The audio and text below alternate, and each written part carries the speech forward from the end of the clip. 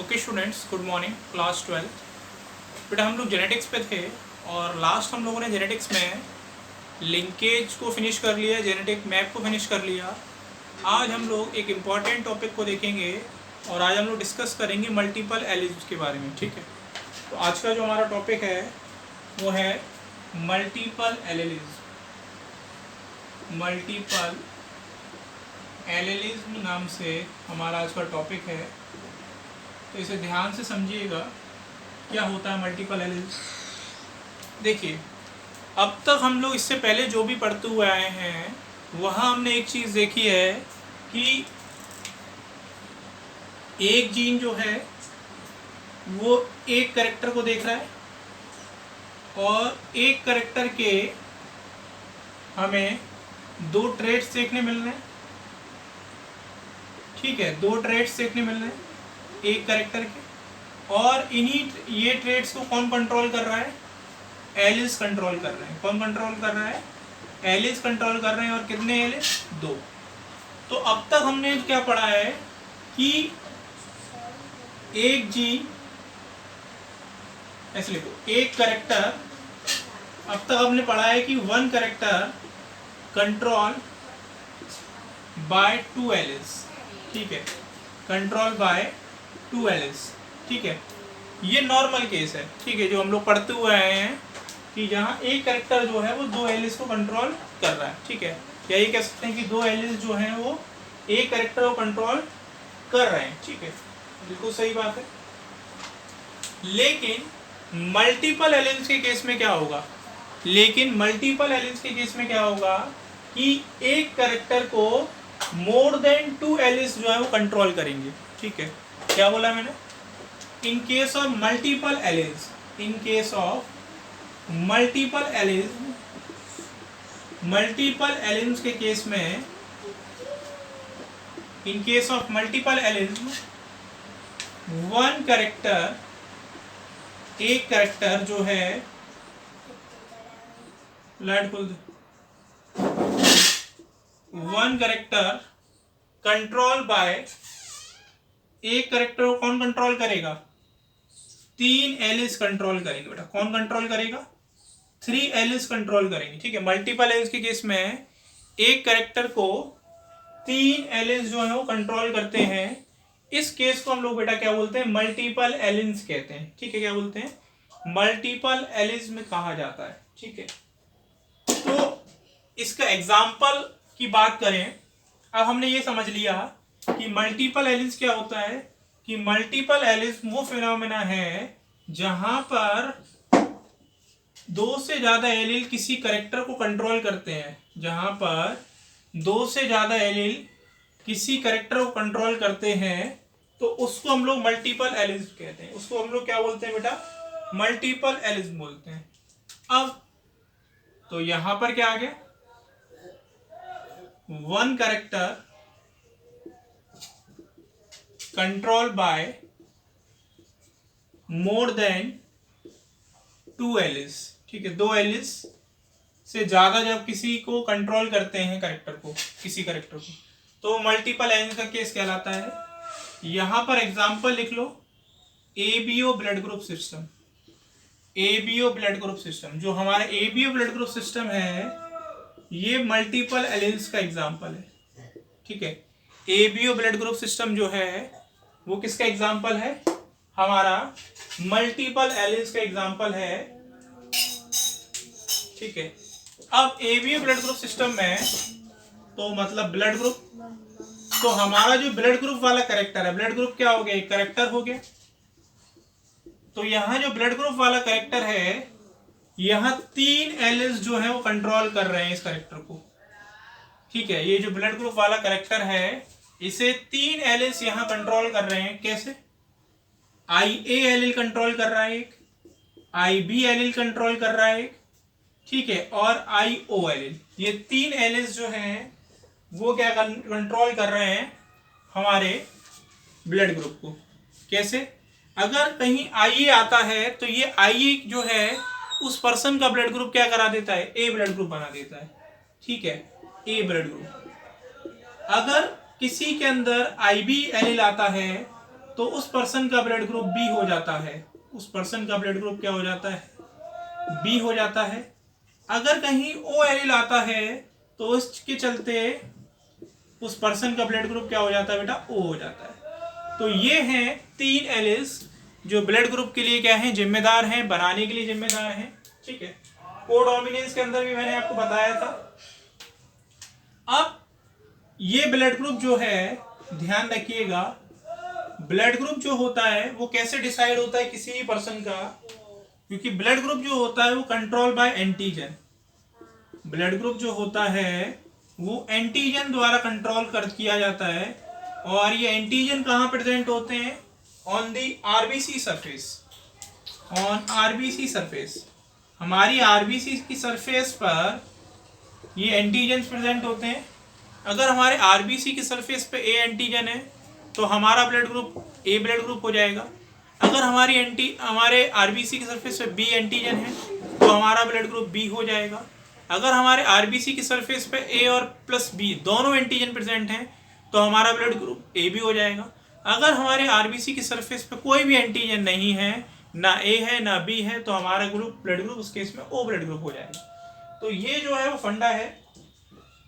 अगर आपसे पूछा जाए एक पर्सन के पास कितने ब्लड ग्रुप होंगे, तो एक पर्सन के पास एक ही ब्लड ग्रुप होगा। एक पर्सन के पास ए ब्लड ग्रुप होगा। अगर मैं हूं तो मेरे पास ए होगा या बी होगा या ए बी होगा या ओ होगा। ठीक है, यही ब्लड ग्रुप हो सकता है।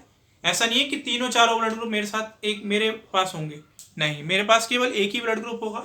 सेम ऐसे ही तो ये 4 ब्लड ग्रुप कहाँ मिलेंगे? ये 4 ब्लड ग्रुप जो प्रेजेंट होंगे ये कहाँ प्रेजेंट होंगे? इन दी पॉपुलेशन। ठीक है, पॉपुलेशन में प्रेजेंट होंगे। ठीक है, मतलब अगर मेरा ए है तो मेरे भाई का बी हो सकता है। ठीक है, मेरी सिस्टर का ए भी हो सकता है, मेरे फादर का ओ हो सकता है। ठीक है, इस तरीके से ये हो गया ब्लड ग्रुप वाला केस। ठीक है, तो ये हो गया। ठीक है, अब इसमें एक चीज और बता दूं मैं आपको कि ब्लड ग्रुप के अंदर टोटल कितने जीनोटाइप होते हैं और कितने फिनोटाइप होते हैं।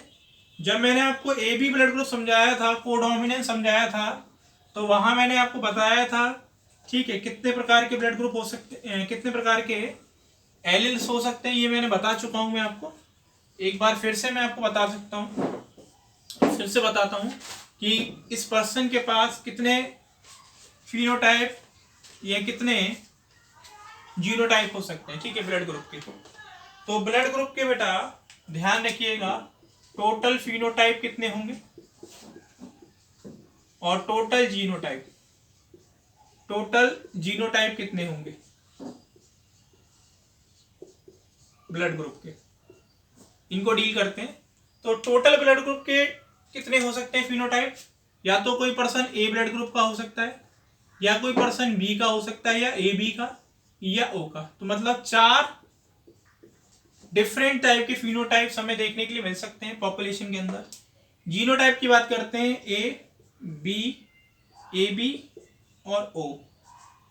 ठीक है, तो ए वाला ब्लड ग्रुप है तो इसके जीनोटाइप 2 हो सकते हैं, या तो होमोजाइगस कंडीशन हो या हेट्रोजाइगस कंडीशन हो, ये ए ब्लड ग्रुप देगा। बी के भी ऐसी सेम एक ही तरह हो सकते हैं, होमोजाइगस कंडीशन में भी आ सकता है और हेट्रोजाइगस कंडीशन में भी बी ब्लड ग्रुप आ सकता है। ए बी का केवल एक ही जीनोटाइप होगा, कोडोमिनेंट का केस हम देख चुके हैं, और ओ का भी एक ही होगा क्योंकि वो रिसेसिव ब्लड ग्रुप है, ये हम लोग बात कर चुके हैं। तो जीनोटाइप कितने हो सकते हैं? 6 हो सकते हैं।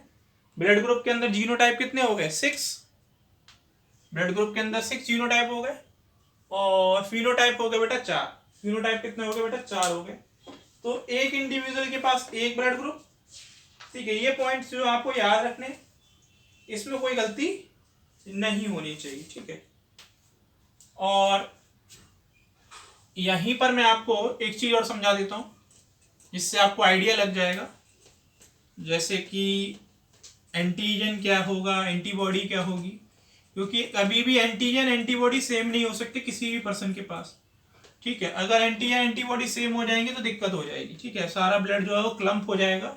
इसलिए ब्लड ट्रांसफ्यूशन के समय जब ब्लड डोनेट किया जाता है, ट्रांसफर किया जाता है, तो उस समय भी क्या किया जाता है, ब्लड चेक किया जाता है, ठीक है, देने वाले का भी और लेने वाले का भी, ठीक है। ऐसे ही कोई भी ब्लड ग्रुप नहीं चढ़ाया जाता, क्यों, ठीक है। तो ब्लड ग्रुप लिख लीजिए, एंटीजन लिख लीजिए और एंटीबॉडी, ठीक है। यहां पर एक बात और याद रखिएगा कि एंटीजन जो होता है वो हमारी आरबीसी की सरफेस पे मिलता है, जबकि एंटीबॉडी जो होती है वो प्लाज्मा में मिलती है ब्लड के, ठीक है। ब्लड का जो प्लाज्मा कंपोनेंट होता है उसके अंदर मिलती है। अब इनको देख लेते हैं जरा, ध्यान रखिएगा कि ब्लड ग्रुप 4 है हमारे पास, ए बी और ओ, ठीक है। ए वाला जो पर्सन है, जो ए ब्लड ग्रुप है इसके पास एंटीजन कितने होंगे, इसके पास एंटीजन ए होगा। एंटीजन को हम लोग कैपिटल से डिनोट करते हैं, ध्यान रखिएगा। अगर इस पर्सन के पास ए एंटीजन तो एंटीबॉडी हमेशा इसके पास बी होगी, स्मॉल से डिनोट करते हैं। अगर इसकी आरबीसी की सरफेस पे बी एंटीजन है तो इसकी एंटीबॉडी में ए होगा। इसकी अगर RBC blood group A B है तो ए प्लस बी दोनों एंटीजन होंगे, लेकिन एंटीबॉडी कोई भी नहीं होगी, नील होगी। वहीं ओ ब्लड ग्रुप है तो आरबीसी की सरफेस पे कोई भी एंटीजन नहीं होगा, लेकिन एंटीबॉडी दोनों होंगी, ठीक है। अब यहाँ पर ओ को यूनिवर्सल डोनर कहा जाता है, ओ को हम लोग यूनिवर्सल डोनर कहते हैं। ये किसी को भी ब्लड ग्रुप दे सकता है, अपना ब्लड दे सकता है, ये किसी को भी अपना ब्लड दे सकता है, क्योंकि इसके पास कोई भी एंटीजन नहीं है, ठीक है। इसके पास कोई भी एंटीजन नहीं है तो अपना ब्लड ग्रुप किसी को भी दे सकता है, कोई फर्क नहीं पड़ेगा, ठीक है। और ए बी वाला जो है वो किसी से भी ब्लड ले सकता है, क्योंकि इसके पास कोई भी एंटीबॉडी नहीं है, ठीक है।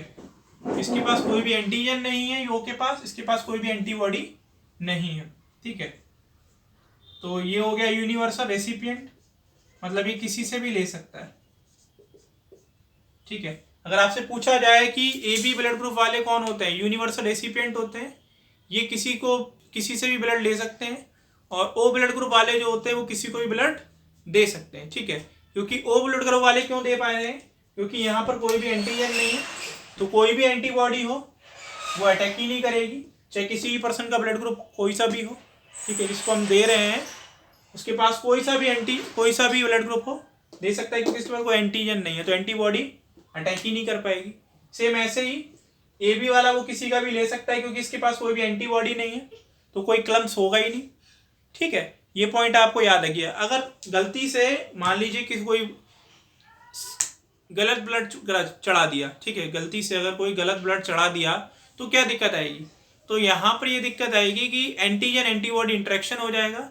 अगर सेम टाइप का एंटीजन और सेम टाइप की एंटीबॉडी मिल गई तो एंटीजन एंटीबॉडी इंटरेक्शन हो जाएगा, और उससे क्या होगा कि जो भी ब्लड है उस पर्सन का जिसको चढ़ाया जा रहा है ब्लड, उसका सारा का सारा ब्लड जो है वो क्लम्प कर जाएगा तुरंत, और दही की तरह वो फट जाएगा, और फटने से क्या हो जाएगा, सारा ब्लड उसका खराब हो गया, लॉस हो गया, और वो पर्सन की डेथ हो जाएगी, ठीक है। पर्सन क्या हो जाएगा, डाई कर जाएगा। तो ये हमारा मल्टीपल एलियंस हो गया, ब्लड ग्रुप के बारे में हो गया, ये सारी चीज़ें हमने डिटेल में देख ली। Thank you.